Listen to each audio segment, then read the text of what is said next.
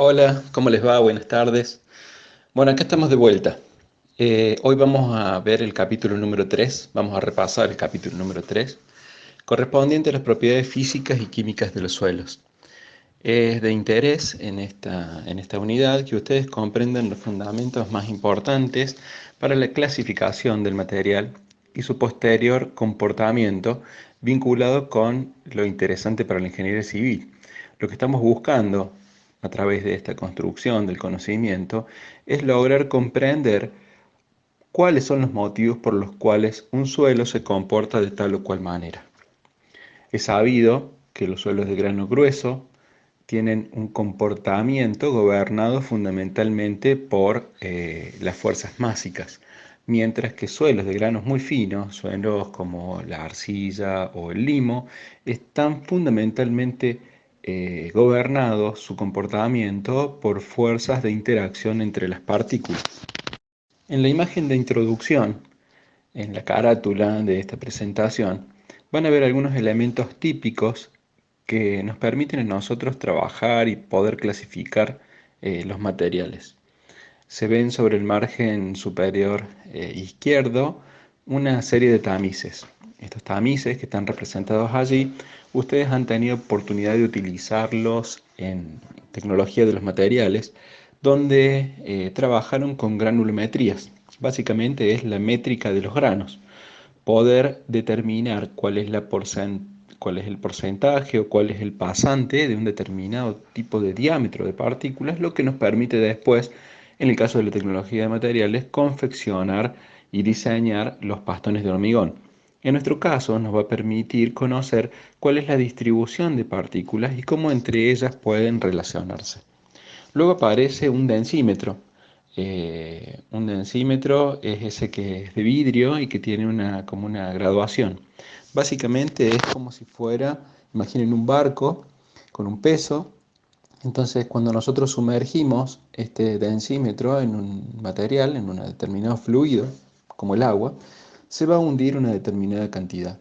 Y mientras más denso sea el fluido sobre el cual nosotros colocamos este elemento de lectura, va a flotar cada vez más, producto de que el empuje va a ser mayor y le va a costar más introducirse dentro del fluido. La figura que le sigue sobre el lado de la derecha es lo que conocemos como un cascador de Casagrande. Fue desarrollado durante su tesis doctoral, en donde lo que él trató fue de encontrar una metodología eficaz y eficiente para poder determinar los límites de consistencia de los suelos, propuestos por Atterberg, un investigador anterior a él. En la parte inferior aparece un esquema conceptual de la relación que existe entre una partícula de suelo y un medio en disolución, donde aparece también ahí un dibujito donde están la distribución de las cargas y un catión. Ese catión, junto con la partícula, van a tener una relación que ha sido estudiada por Stern fundamentalmente y que es el que se conoce como doble capa difusa.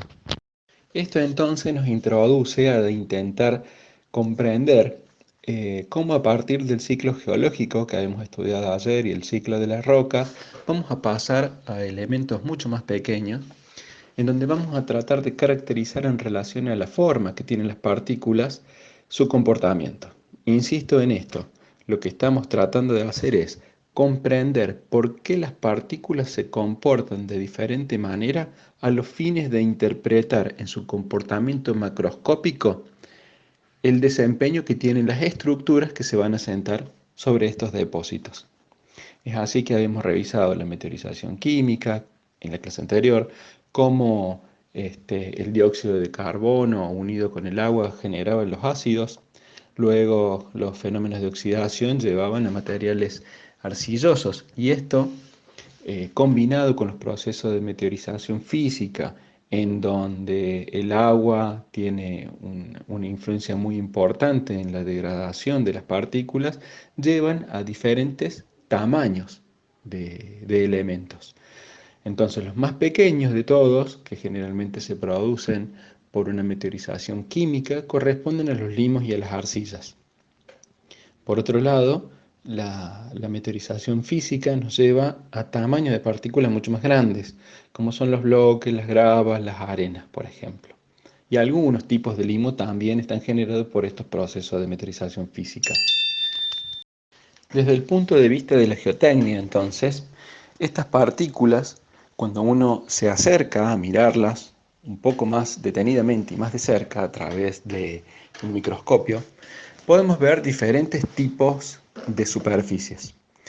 Ustedes tienen unas imágenes en la placa que dice mineralogía geotécnica, composición del suelo, y hay unas imágenes de arenas, unas arenas amarillitas con otras que son como más transparentes.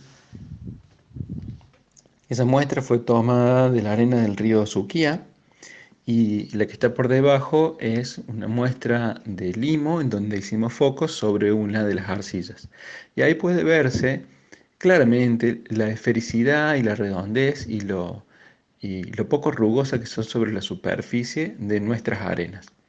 Y se pone de manifiesto que los podemos asociar a, a la redondez que aparece en la figura que está en la parte de abajo de esta placa.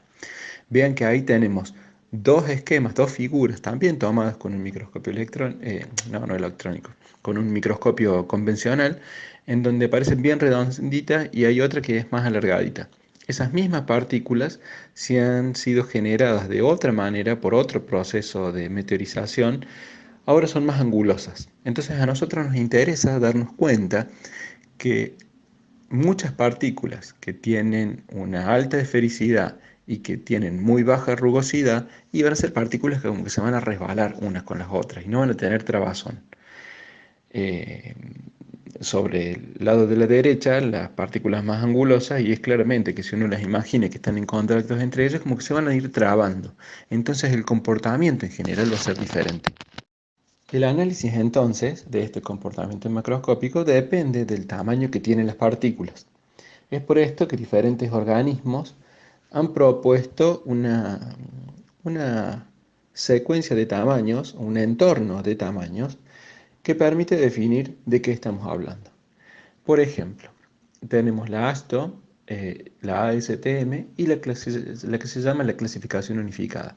Nosotros en geotecnia, y se ha propuesto de forma internacional, que se utilice la clasificación unificada como sistema referencial para poder entender de qué material estamos hablando.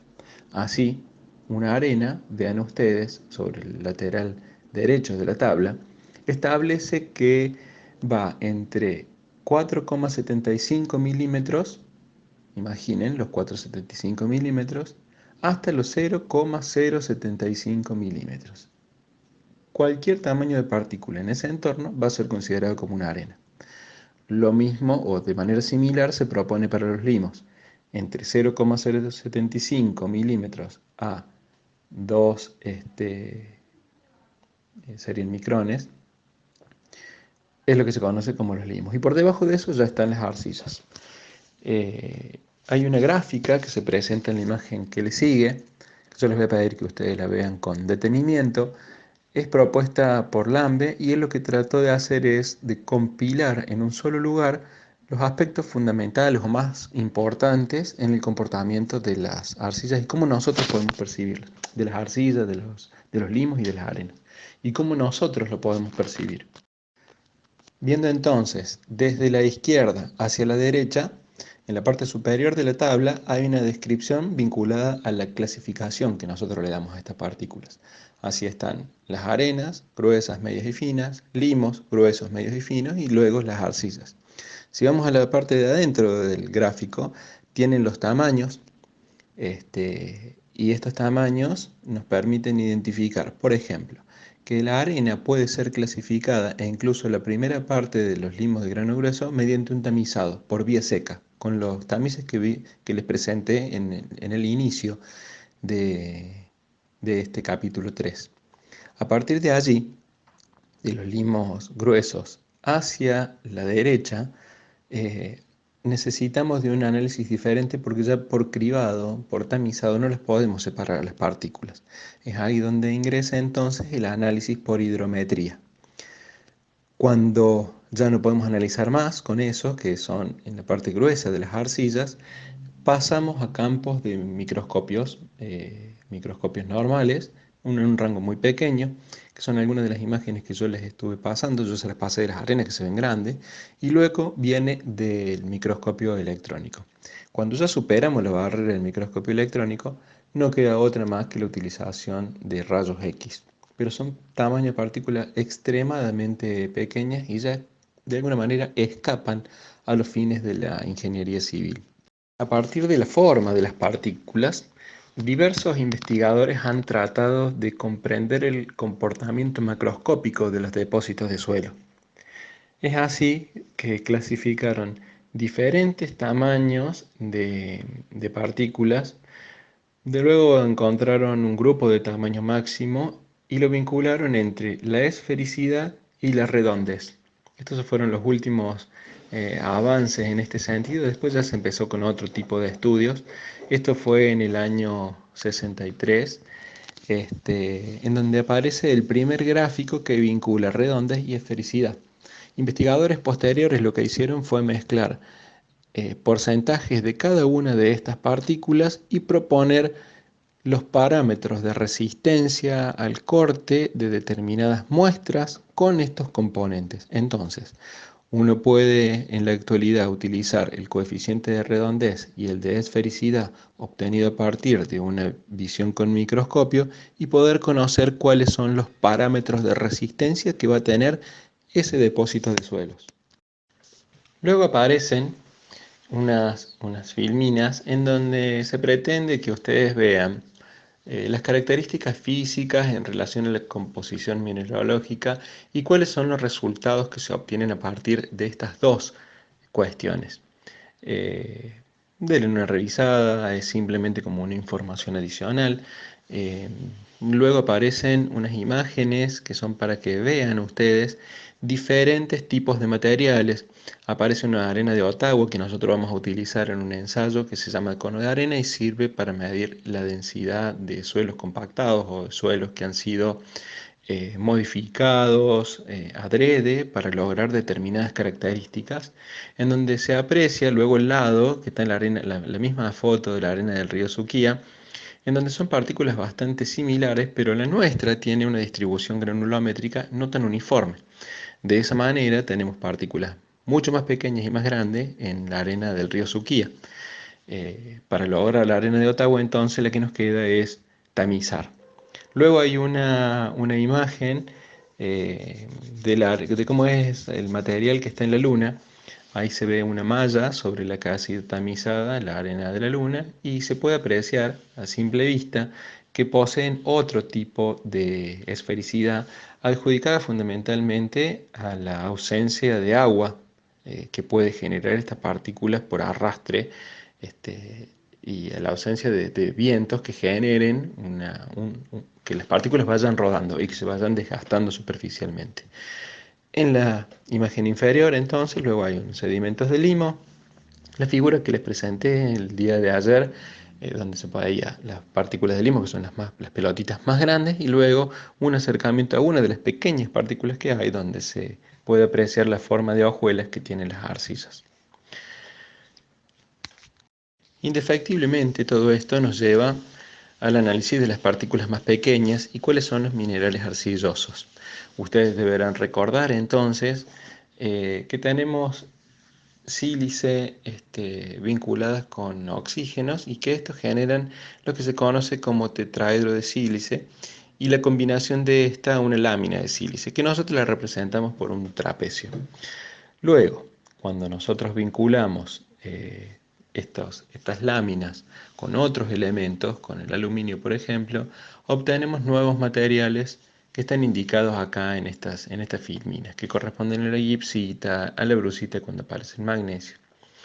Pero fundamentalmente lo que nos interesa son tres tipos de arcillas, que son las que nosotros gobiernan nuestro comportamiento, que es lo que estamos pretendiendo comprender, que corresponden a la caolinita, la hilita y la mormorillonita. La presencia de este tipo de arcillas nos va a dar un indicio de cuál es el comportamiento esperado. Por ejemplo, Cuando hay una arcilla que tiene un alto contenido de caolinita, vamos a saber que esos materiales son estables, tienen una baja susceptibilidad a la expansión o al colapso, tienen una baja absorción de agua y por lo tanto son materiales que no nos van a traer demasiados problemas en el momento del diseño de las estructuras civiles. A diferencia de estas, bueno, ustedes van a ver que hay una foto por allí. A diferencia de estas, les decía, la hilita, ustedes deberán recordar cómo es el esquema de la hilita. Esta tiene una mayor susceptibilidad que la anterior a expandirse o a colapsarse. No obstante, no es demasiado problemática, son bastante estables, pero no presentan fenómenos de colapsabilidad o problemas de expansión. Ustedes piensen que cuando estas arcillas se expanden, generan tanta presión sobre las estructuras que las levantan. En el caso de las contracciones, generan tal magnitud en la disminución de su volumen que provocan que las estructuras tengan asentamientos diferenciales y se rajen. La más complicada para nosotros es la que se conoce como mormorillonita. Este tipo de material arcilloso trae los mayores problemas y nosotros necesitamos o generar una compactación para estabilizar el material, incorporar iones que pueden ser de calcio o generar una cementación para evitar que haya movimiento relativo entre estas partículas. Son las más problemáticas y son las que tenemos en abundancia en nuestro país. Ustedes van a ver unas imágenes ahí de cómo son las mormorillonitas y esto nos lleva entonces a pensar que estos materiales deben ser estabilizados de alguna manera, con lo cual hacemos una pequeña revisión de qué se trata lo de la doble capa difusa. Básicamente es un esquema conceptual en donde la partícula sólida, que correspondería a la arcilla, tiene una carga negativa sobre la superficie y provoca una orientación del medio en el cual se encuentra vinculado a los cationes. De esta manera, la incorporación de cationes genera una atracción entre las partículas que las hace como un material más estable. Esto disminuye la permeabilidad y mejora su comportamiento en cuanto a su estabilidad dimensional. Los investigadores que trabajaron sobre esto están escritos allí en esta placa, que son Guy, Chapman y Stern. A cada uno de ellos se les debe alguna de los nombres que se le dan a estos bordes, a estas capas. Y para nosotros resulta muy importante comprender este tipo de esquemas, producto de que nos dan el indicio necesario para poder estabilizar los materiales a futuro. El análisis de tamaños es el que conocemos como análisis granulométrico. Hay ahí una imagen de una maquinita que contiene los tamices que está apoyada sobre una mesa. Básicamente es un motor con un excéntrico que genera vibración. Estas máquinas fueron desarrolladas para evitar la tarea manual, pero la verdad es que no son demasiado eficientes porque no tienen la capacidad del ojo humano y de la mano para darse cuenta que se han tapado todas las perforaciones por las cuales puede caer el material. Y si no se puede dar cuenta de eso, no sabe cuándo tiene que retirar material y cuándo no. En general, se arma la columna de tamices, se coloca material por arriba y se la deja vibrando un determinado tiempo hasta que el material pasa. Nosotros deberíamos desarmar, liberar los huecos que hayan quedado obstruidos y volver a realizar el trabajo. Pero no es ninguna máquina que sea compleja. Como les decía, tiene una base que tiene que tener posibilidades de moverse. Eso se genera con 3 o 4 patitas, en donde cada una de ellas corresponde a un resorte vinculados a una base rígida, como si fuera un pedazo de chapa. Después unas columnas que tienen en la parte superior unas varillas unas varillas roscadas que normalmente van atornilladas con la placa superior que sostiene la columna de tamices. La realidad de esto es que al no ser demasiado eficiente, este tipo de aparatos normalmente están en las universidades donde sirven o pueden haberse desarrollado. Tal vez algún día decidamos armar uno de estos, una de estas como para tenerlas, para mostrarlas, pero no son demasiado eficientes. Sí se presenta en este lugar la serie de tamices que se utilizan en geotecnia.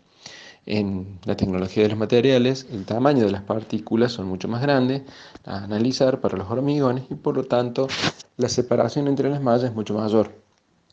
Si ustedes se fijan en la tabla que se encuentra a la izquierda, van de lo que se conoce como malla número 4 a la malla número 270. En general, una malla más del 200 en geotecnia no es necesaria y están identificados en rojo los recuadros que indican cuáles son los tamices que nos permiten diferenciar los materiales entre arenas, limos y arcillas.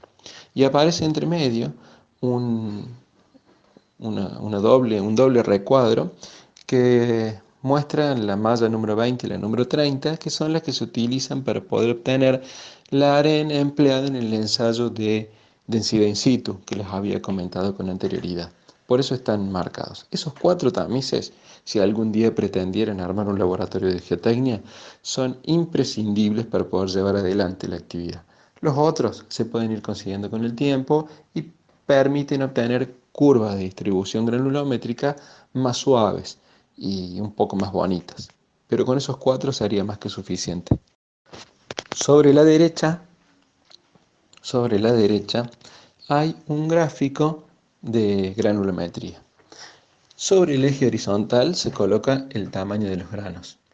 Y a diferencia de lo que estamos acostumbrados nosotros en la matemática, que vamos de los números más pequeños desde la izquierda hacia la derecha, los geotécnicos se han encargado de dar vuelta a todos los ejes. Así que tenemos que acostumbrarnos a esta nueva forma. Si ustedes aprecian este gráfico van a ver que los números más pequeños están sobre la derecha y crecen hacia la izquierda. Por suerte, en el sentido vertical, crecen desde abajo hacia arriba, pero no se preocupen, más adelante vamos a ver que estos ejes también se van a invertir. Y es importante que ustedes vayan adquiriendo la habilidad de identificar en qué sentido están puestos los ejes y no solamente tener en mente que el eje X e Y crecen hacia la derecha y de manera ascendente. En este gráfico entonces tenemos la representación de cuatro suelos diferentes.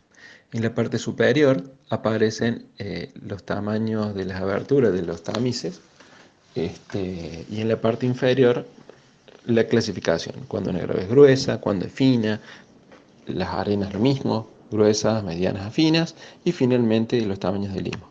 Como ustedes podrán ver, todas estas curvas, tanto la verde, roja, celeste y negra, se cortan donde ya no puede analizarse más mediante análisis granulométrico, que normalmente es el tamiz número 200. Estos suelos tienen diferentes tamaños de partículas, entonces vean por ejemplo la curva negra. Si analizamos a ella por ella misma, ustedes van a ver que gran cantidad de partículas, todas las partículas, pasan el tamiz número de 1,5 pulgadas. Eh, Finalmente tiene muy bajo contenido de fino. Vean que el tamiz número 200, que es el último por el cual se puede analizar, tenemos un pasante de aproximadamente el 5%. Es decir, es un suelo granular con una buena distribución granulométrica y con muy bajito contenido de fino. No así, que es completamente lo opuesto, a la curva D, que tiene un porcentaje de finos por encima, no, alrededor del 75%. ¿Ven? Ese tipo de cosas son las que nosotros vamos a analizar sobre estas curvas para poder clasificar el suelo. Cuando ya no es posible utilizar la vía seca, es decir, mediante una acción física poder cribar y discriminar los diferentes tamaños, pasamos a un análisis granulométrico que se lo conoce por vía húmeda, que es el método del hidrómetro. Acá básicamente lo que hacemos es considerar cuánto se hunde el densímetro sobre el agua a una determinada temperatura. Luego hacemos un batido de suelo con agua, colocamos el hidrómetro y vamos a ir midiendo a partir de diferentes tiempos preestablecidos, cómo se mueve el hidrómetro dentro de esa masa de suelo mezclada con agua. Mientras más denso está el material, el hidrómetro va a flotar más. Y a medida que vaya pasando el tiempo, el hidrómetro se va a ir hundiendo. Para que nos dé tiempo suficiente, utilizamos algunos agentes floculantes, defloculante, como es, este, como es el hexametafosfato de sodio. Esto va a permitir que las partículas permanezcan durante más tiempo en suspensión, de forma tal que nos dé a nosotros la posibilidad de tomar lecturas en el tiempo. Pero básicamente esto se basa, este método se basa en la velocidad que cae una partícula o que cae una esfera que está sumergida dentro del fluido. Eh, este ensayo generalmente demora mucho más tiempo que una granulometría convencional y es un poquito más costoso de realizar, producto de que lleva más tiempo y más insumos. Luego tenemos que caracterizar la curva, y para caracterizar la curva granulométrica se propone una serie de coeficientes. Los más importantes de estos coeficientes corresponden al coeficiente de uniformidad y al coeficiente de curvatura. El coeficiente de uniformidad nos va a dar una idea sobre cuán tendida es la curva sobre la gráfica de la granulometría, o si es muy vertical. Un suelo que es uniforme, entonces, es algo que tiene las mismas características, algo uniforme. Yo siempre pienso en los niños uniformados, que están todos iguales. Bueno, un suelo entonces es uniforme cuando todos sus tamaños de partículas son lo más parecidos posibles. Y no va a ser uniforme cuando esté mal graduado, cuando sean todos diferentes. Entonces la curva es mucho más tendida. Por otro lado está el coeficiente de curvatura. Este nos indica cómo es la forma de la línea que hemos obtenido a partir del ensayo granulométrico. El coeficiente de uniformidad ustedes lo van a obtener a partir de la relación que existe entre el D60 y el D10, mientras que el coeficiente de curvatura vamos a utilizar el D30, D10 y D60. En la placa que le continúa tenemos un ejemplo de tres curvas diferentes, una que está en color celeste, otra roja y otra verde. La celeste, vean ustedes que es una curva tendida, es una curva que tiene prácticamente todos los tamaños de partículas, por lo cual decimos que es un suelo que está bien graduado, tiene todas las graduaciones de tamaños de partícula, pero que no es uniforme. Un suelo que es uniforme corresponde al rojo. Vean ustedes que todas las partículas tienen el mismo tamaño y por lo tanto le vamos a llamar mal graduado. Finalmente, la línea verde corresponde a una arcilla limosa que tiene toda la distribución de partículas, pero son todas partículas finas. Finalmente, en la parte inferior nuevamente aparecen cuatro de las líneas. Ustedes deténganse un momento y traten de interpretar cómo hacemos para conocer el coeficiente de uniformidad y el coeficiente de curvatura, porque lo van a necesitar para poder resolver los ejercicios prácticos. En la parte inferior, entonces, aparecen ahora las calificaciones que le ponemos a las curvas. Por ejemplo, un suelo que tiene grano grueso, si está uniforme o no uniforme, cuándo están bien graduados y cuándo no, o cuándo les están faltando un determinado tamaño intermedio de las partículas, como ocurre con la figura que está en color, la línea que está en color negro en la figura inferior. Estos ensayos que vimos anteriormente correspondían a una clasificación en relación a los tamaños de partículas, pero como vimos precedentemente, la característica de las arcillas, el tipo de arcilla, gobierna el comportamiento en relación a los cationes que tiene presente. Y de esa manera, un mismo suelo con una misma granulometría puede tener comportamientos completamente diferentes. Pueden ser más pegajosos o menos pegajosos. En los orígenes de este tipo de análisis, Atterberg propone, en relación a la cantidad de agua que se le incorpora al material, el estado en el que se puede encontrar el suelo, en un estado sólido, semisólido, plástico y líquido, y define así tres límites que corresponden al límite de contracción, el límite plástico y el límite líquido. Vean ustedes entonces que el límite líquido es la interfase que existe entre un suelo que está en estado plástico y un suelo que está en estado líquido, mientras que el límite de contracción es aquel que establece la separación entre el suelo cuando se encuentra bien duro y algo que es un poco más maleable, que es lo que se conoce como semisólido. El problema que había en este momento es que la técnica era muy eh, cualitativa, no se cuantificaba demasiado. Entonces hacía falta demasiada experticia, mucho conocimiento sobre mucho material para poder definir en qué estado estaba el suelo. Y fundamentalmente Atterberg lo que trata de hacer es establecer una relación entre estos límites de consistencia y la resistencia de los materiales, la resistencia al corte del suelo. Esta carta de plasticidad que genera Casagrande permite establecer el tipo de material fino, identificando Cl corresponde a las arcillas de baja plasticidad. C viene de clay y M viene de limo, la traducción del inglés. Entonces, estos materiales clasificados mediante nuestra clasificación unificada, que es la que vamos a utilizar, C corresponde a las arcillas, M corresponde a los límites, la H indica alta plasticidad y la L una baja plasticidad. Están las líneas U y las líneas A que permite diferenciar de baja plasticidad a alta plasticidad. Y tenemos una línea vertical que permite diferenciar a los limos de las arcillas, básicamente, ¿cierto? Después hay una zona muy interesante para nosotros, producto de que estamos en el lugar donde esos depósitos de suelo existen, acá en Argentina, y que corresponden a una clasificación intermedia. Es decir, nuestro material no es ni una arcilla, no es tampoco es un limo, es una cosa que está mezclando a las dos, en donde los índices de plasticidad son extremadamente bajos.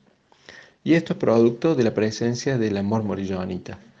Ese sector es el único que tiene doble clasificación y es el que nosotros conocemos como limo loésico, y es el que ustedes pueden limpiar permanentemente. Ustedes pasan un escobillo en el piso, van a sacar una tierrita muy finita.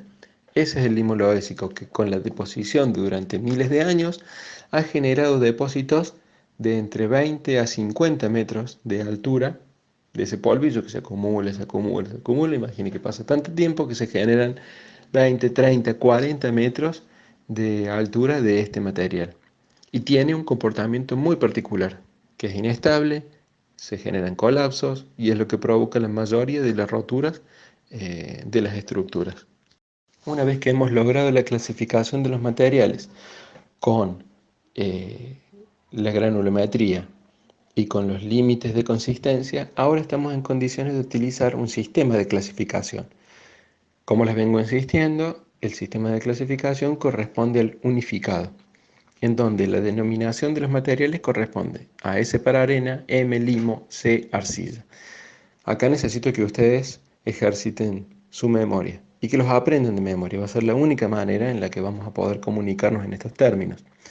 Luego, W corresponde a bien graduado, L corresponde a baja plasticidad, H alta plasticidad y la letra P de poor, de pobre, es que está mal graduado.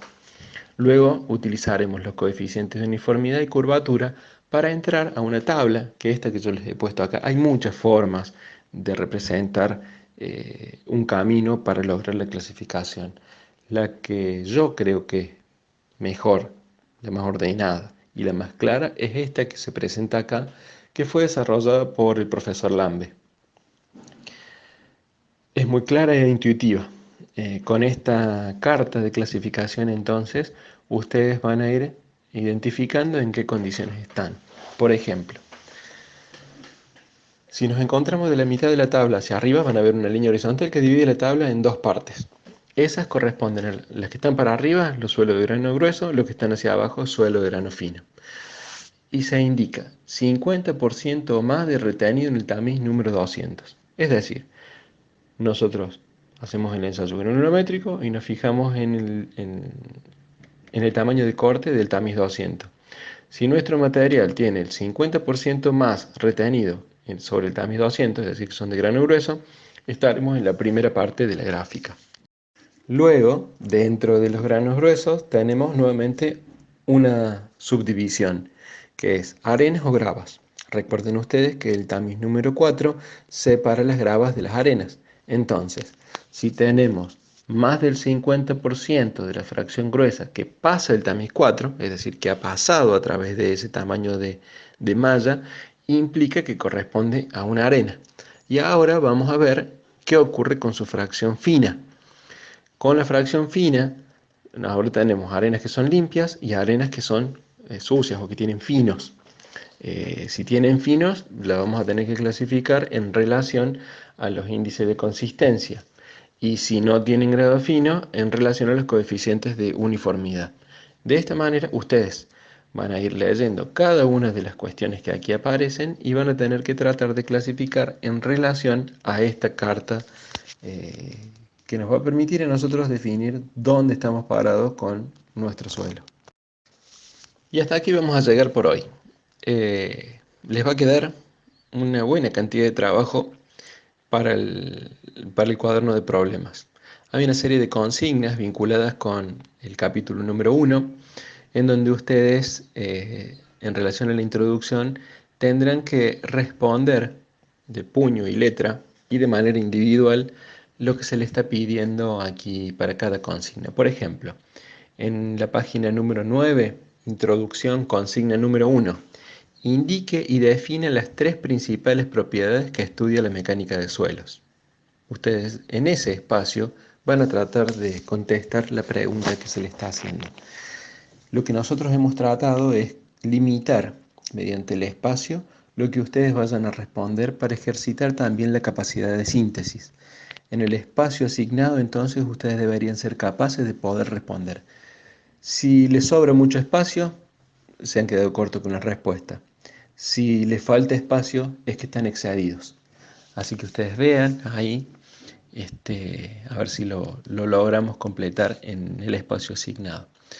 De la unidad número 2, vinculada con las propiedades geológicas y formación de depósitos naturales, también tenemos una serie de consignas que les van a poder responder con gráficos, texto o lo que ustedes crean conveniente, en donde, por ejemplo, dice la consigna número 1, explique la teoría tectónica de placas en el espacio asignado.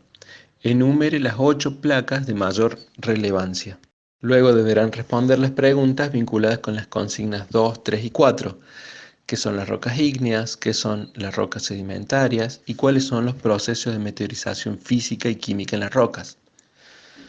Vinculado con la unidad número 3 de las propiedades físicas y químicas, también estamos en condiciones de responder las consignas 1, la consigna número 2, y aparecen luego en el punto 3.2, que todavía no lo hemos visto, lo vamos a ver mañana, las relaciones gravimétricas y volumétricas, producto de que ya estaríamos casi en condiciones de empezar a analizar este tipo de ecuaciones.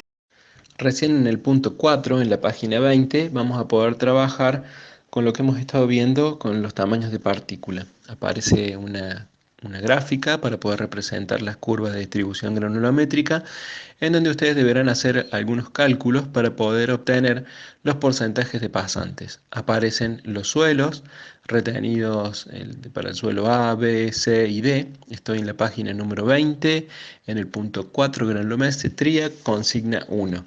Entonces ustedes deberán dibujar las 4 gráficas para estos suelos A, B, C y D. Los cálculos tienen ahí en la página 21 para poder resolverlos. Del mismo modo, tenemos otra gráfica. Noten que en este caso está cambiado el sentido del eje horizontal.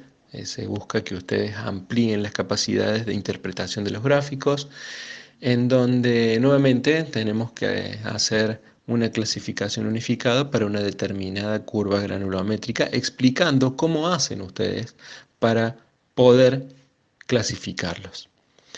En la página 23 también la van a poder hacer completa, al igual que la 24. Y ahí terminaríamos porque luego comienza el capítulo de hidráulica de suelos. Así que para mañana lo que se les pide entonces es que resuelvan hasta la página número 24 inclusive, salteando los puntos en donde hay que hacer cálculos con las relaciones volumétricas y gravimétricas. Si ustedes quieren ir avanzando en ese sentido, con muchísimo gusto.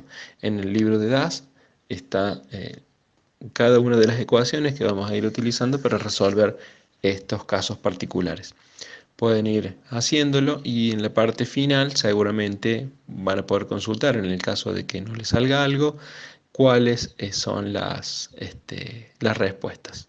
Pero fundamentalmente no deberían tener inconveniente producto de que completar esta parte requiere de leer un poco y de estudiar un poco.